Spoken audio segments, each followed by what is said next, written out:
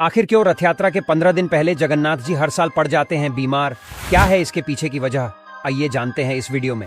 दोस्तों, बुखार अपनी चपेट में सिर्फ हम इंसानों को ही नहीं लेता, बल्कि भगवान को भी इसका कष्ट उठाना पड़ता है। साल में एक बार ही, लेकिन इसका शिकार तो भगवान भी होते हैं। हाँ, आपको जानकर आश्चर्य हुआ होगा, लेकिन आपको बता दें कि जगन्नाथ स्वामी, जो पूरी दुनिया को रोगों से मुक्ति दिलाते हैं, वे स्वयं हर साल ज्येष्ठ मास की स्नान पूर्णिमा के दिन बीमार पड़ जाते हैं। वे भी अपने भक्तों की तरह बीमार होते हैं और उनका भी इलाज किया जाता है। उनको दवाई के रूप में काढ़ा देते हैं। भगवान जगन्नाथ पूर्णिमा के दिन से 15 दिनों तक आराम करते हैं और अपने भक्तों को दर्शन नहीं देते।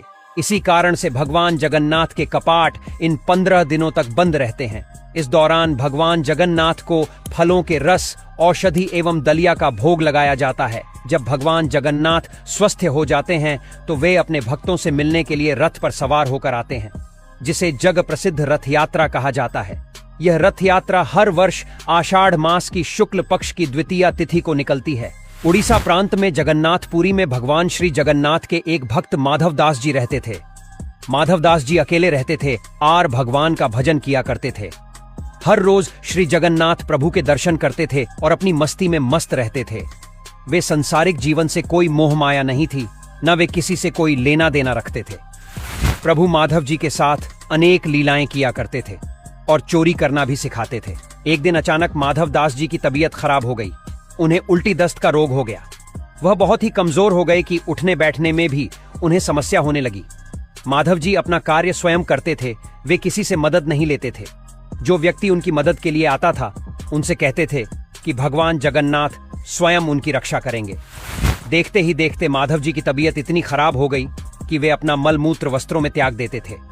तब स्वयं जगन्नाथ स्वामी सेवक के रूप में माधव जी के पास उनकी सेवा करने पहुंचे। माधव जी के गंदे वस्त्र भगवान जगन्नाथ अपने हाथों से साफ करते थे और उन्हें भी स्वच्छ करते थे। उनकी संपूर्ण सेवा करते थे।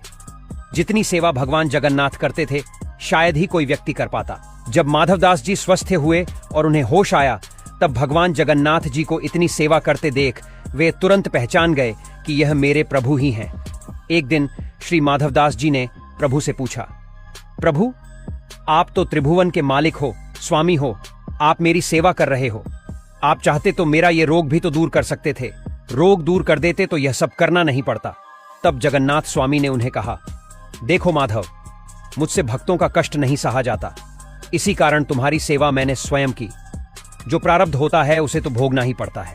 अगर उसको इस जन्म में नहीं काटोगे तो उसको भोगने के लिए फिर तुम्हें अगला जन्म लेना पड़ेगा, और मैं नहीं चाहता कि मेरे भक्त को जरा से प्रारब्ध के कारण अगला जन्म फिर लेना पड़े।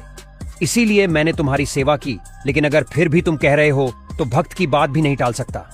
अब तुम्हारे प्रारब्ध में ये 15 दिन का रोग और बचा है, इसीलिए 15 दिन का रोग तू मुझे दे दे। 15 दिन का वो रोग जगन्नाथ प्रभु ने माधवदास जी से ले लिया। तब से भगवान जगन्नाथ इन 15 दिन बीमार रहते हैं। दोस्तों, वीडियो अच्छा लगा हो तो कमेंट में जय श्री जगन्नाथ जरूर लिखें।